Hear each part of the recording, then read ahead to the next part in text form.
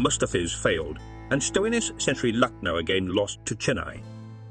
Mustafizur Rahman conceded just 4 runs in his first over, getting the wicket of Lokesh Rahul. He gave 13 runs in the next over and 15 runs in the next over when Mustafiz was handed the ball in the last over of the match. Lucknow Super Giants needed 17 runs to win. Centurion Marcus Stoinis at the wicket. Mustafiz could not beat his team Chennai Super Kings. A 6 on the first ball and 2 4s on the next 2 balls. The third ball is again no. Stoinis hit 4 again in a free hit and gave Lucknow a wonderful win. Mustafiz had to be satisfied with that 1 wicket with 51 runs in 3.3 overs. Chasing 210 runs for 4 by Chennai, Lucknow won the match with 6 wickets and 3 balls in hand. Stoinis remained unbeaten on 124 runs off 60, 3 balls with 6 sixes, and also hit 13 fours. Lucknow defeated Chennai in 2 consecutive matches. The 2 teams faced each other in their previous match at the Lucknow ground. After winning that match, Lokesh Rahul team returned from the Chennai field with a smile. 2 brilliant innings by Chennai captain Ruturaj Gaikwad and Shivam Dub went in vain for Stoinis' century. The Chennai captain was unbeaten with 108 runs off 60 balls, with 3 sixes and 12 fours. He was supported by Dube, who scored 66 runs off 27 balls with 7 sixes and 3 fours. The two made a partnership of 104 runs off just 46 balls. Matt Henry, Mohsin Khan and Yash Thakur took 1 wicket each for Lucknow Super Giants. Among them, Henry gave only 28 runs in 4 overs, but Mohsin gave 50 and Thakur 47 runs. In 3 games before this, no team had come to Chapok this season and beaten CSK.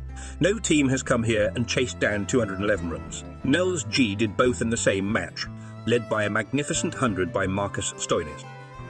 With 17 required from the final over, Stoinis launched the first one over long, on before drilling the next straight back for 4. Luck, too, favoured him as the next one raced to the right of short third. His had overstepped as well, which reduced the equation to 2 needed from 4 balls. On the next, Stoinis moved across and pulled a short ball over backward square leg to seal the deal. Sampath adds that Stoinis now has the highest individual score in an IPL chase, bettering Paul Valtheiti's 120 in 2011, also V's set. The result means Els are now at no, 4 on the points table with 10 points from 8 games. CSK slipped to 5th. That's all from our side for this game. See you soon. This has been an excellent innings from Gaikwad, his 600 into 20 cricket. It comes off 56 balls during a sequence of 6-4-4 against Yash Thakur. The whole dugout stands up to applaud the landmark. Sampath Bandarupalli tells me that Gaikwad, at 27 years and 83 days, is the second youngest captain to score 100 in the IPL after Sanju Samson. If Gaikwad has been sublime, Dube has been destructive. In the 19th over, he hits 2 4s and a 6 against Mohsin and brings up his 50 off just 22 balls.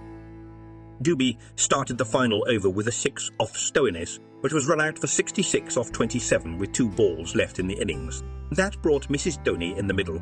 Gaikwad took a single on the penultimate ball and Dhoni, as he has done throughout this season, finished off in style.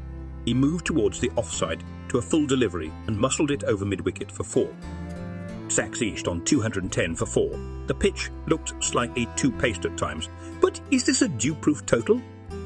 In a pre-match interview with the broadcaster, Deepak Chahar complained about the quality of the balls. He said they only get 6 balls to pick from and sometimes it seems none of them would swing. He said, "At least give us a full box of 12 to pick from." But so far, tonight, he has been able to move the ball in both directions. As a reward, he got Quinton de Kock's wicket. The batter went for a cut only to chop it back onto his stumps. Els won run for 1 wicket after 1. In the first 4 games of the season, Rahul scored at a strike rate of 125.49 in the power play. But after that, he smashed it at 185.11 in this phase, something he has always been capable of. He was looking dangerous once again. After an early wicket, he and Marcus Stoinis kept LSG's chase on track but Mustafizur Rahman has pegged them back. Having hit a 4 earlier in the over, he went for another big hit, but failed to clear Gaikwad at extra cover. LSG 33 runs for 2 wickets after 5 over. Devdutt Padikkal came in as an impact player. He has a good record against most CSK bowlers. However, he has struggled to run this IPL, and it's the same story so far tonight as well. He is on 12 off 16 balls. Meanwhile, Stoinis has been keeping LSG in the contest almost single-handedly. He has brought up his 50 off 26 balls with the help of 6 fours and 2 sixes, but it's still an uphill task. LSG are 83 for 2 after 10. They need 128 from the next 10. 7 of those will be bowled by Pathirana and Mustafizur. A length ball at 150, 1.4, in the line of leg stump. Padikkal had no answer to it. He backed away but was beaten by pace and had his leg stump uprooted. He departs for 13 off 19. LSG might not mind that, as it brings Lokesh Pooran to the crease. And while we are at it, do read Andrew Fidel Fernando's excellent essay on why Pathirana in CSK yellow makes for a good omen. LSG 80. 8 runs 3 wickets after 11 overs, needing 123 from 9 overs. The sole reason LSG opted to chase was the dew in the second half, and it seems to be making a difference. A couple of overs ago, Tusher Deshpande bowled a high. No bowled a high, no ball. If there was more evidence needed, a cutter into the pitch from Mustafizur came onto the bat nicely. Stoinis hit it for a straight off the back foot. Shardul Thakur bowled the 16th over. Pooran and Stoinis knew they had to make it a big one because the remaining 4 were to be bowled by Mustafizur and Pathirana.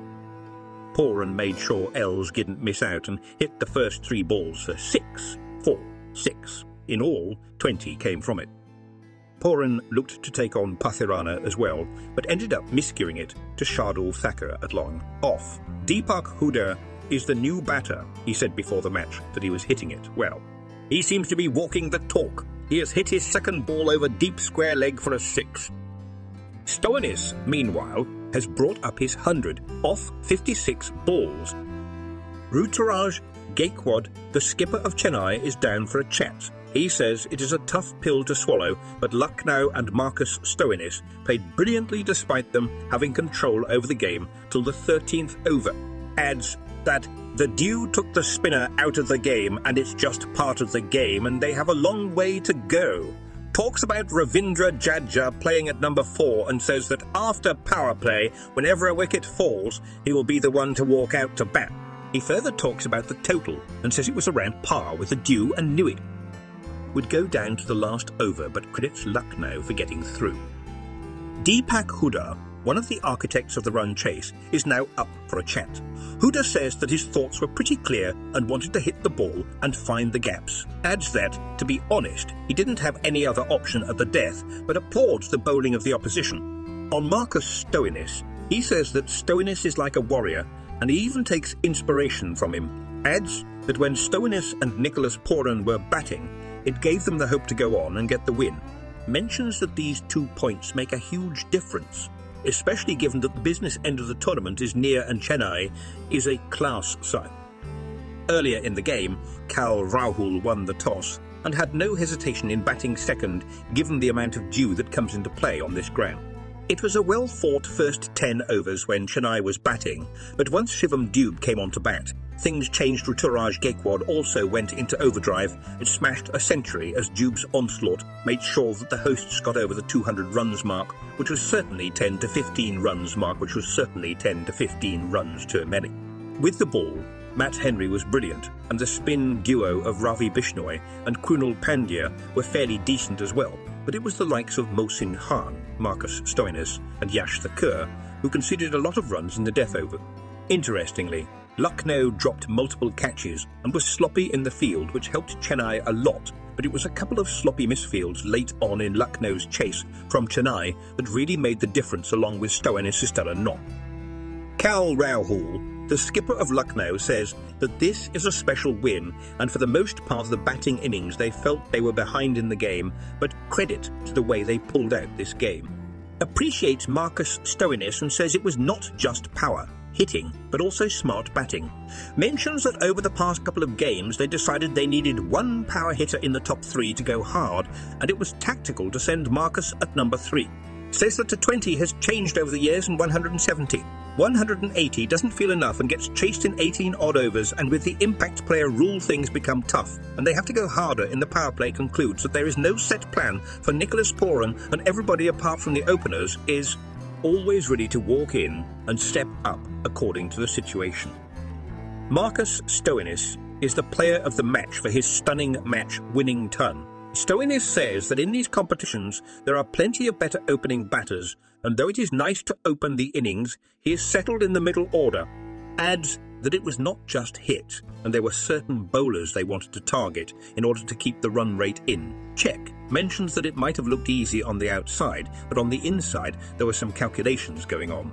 Adds that the game is certainly changing and the way the openers are taking on the power play. On his contract situation with Cricket Australia, he says that he has a great rapport with the coach, and he was always aware of not getting a contract and reckons if his spot goes to someone young and talented, he is more than happy with it.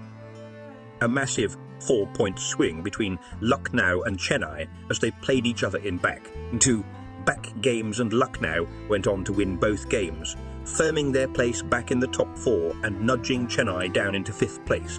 There's still a lot to play for, and next up is a vital clash between Delhi and Gujarat at the Arun Jaitley Stadium in Delhi. That game will begin on Wednesday 24 April at 7:30 p.m. It's 2 p.m. GMT, but you can join us a lot sooner for the build-up. Till then, take care and goodbye.